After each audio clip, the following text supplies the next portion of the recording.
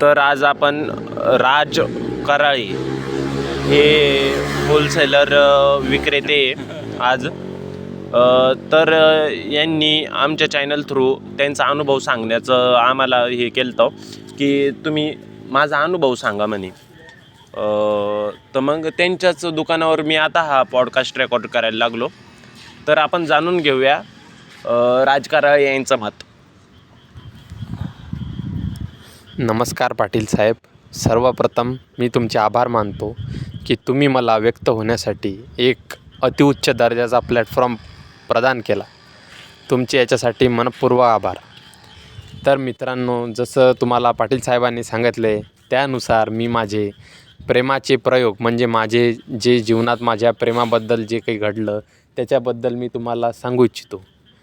तर सर्वप्रथम मी तुम्हाला सांगू इच्छितो की मी महाराष्ट्रातील एका छोट्याशा गावचा रहिवासी आहे. माझी परिस्थिती हालाकीची असून माझ्याकडं 5-6 एकर शेत आहे आणि मी एका दुकानाचा आज मालक आहे. मी स्वतःच्या हिमतीवर स्वतःच्या मेहनतीवर एक इलेक्ट्रिक शॉप उभं केलेलं आहे.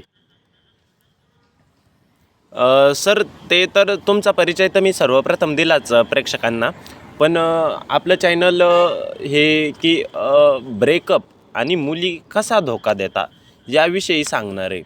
तर सर, तुम्हाला प्रेम आणि प्रेमात तुम्हाला आलेले अनुभव तुम्ही आमच्या प्रेक्षकांसोबत शेअर करा अशी मी विनंती करतो.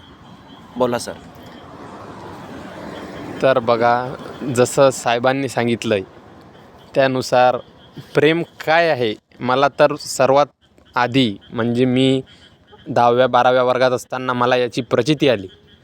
प्रेम म्हणजे मला वाटायचं आधी जणू एकदम नवीन वेगळीच काहीतरी गोष्ट आहे, जिच्यामुळं माणूस ढगात, जसं म्हणतात ना ढगात फिलिंग गेली, तसं मला फील व्हायचं 10वी-12वीला जसं प्रेम झालं मला तेव्हा.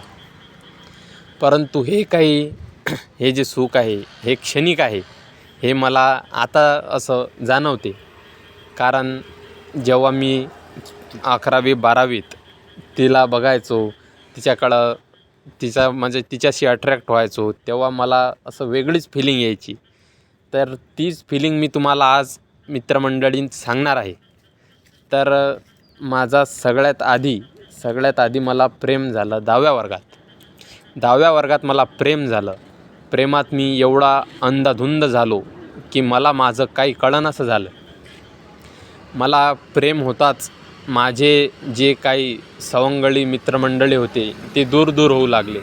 कारण मी त्यांच्यापेक्षा जास्त वेळ एका क्षुल्लक मुलीबरोबर स्पेंड करायला लागलो होतो.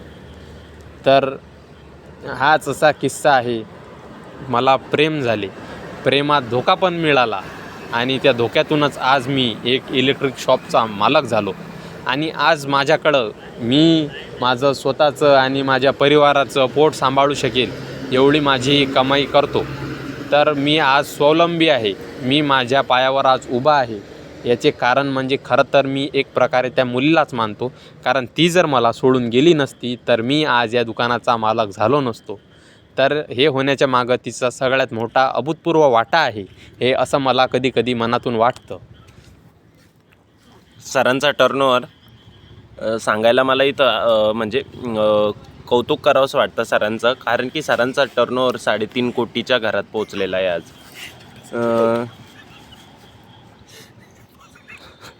तर सर, तुम्हाला म्हणजे धोका कोणत्या प्रकारे भेटला, तुम्हाला कसं कळालं की मला धोका भेटतोय प्रेमामध्ये? तर बघा, मला असं समजलं की मला प्रेमात धोका मिळतोय. ती माझ्यासोबत बोलायची, तशीच ती दुसऱ्या मुलांसोबत पण बोलायची. मला जेवढा वेळ द्यायची तेवढाच वेळ दुसऱ्या मुलांना पण द्यायची.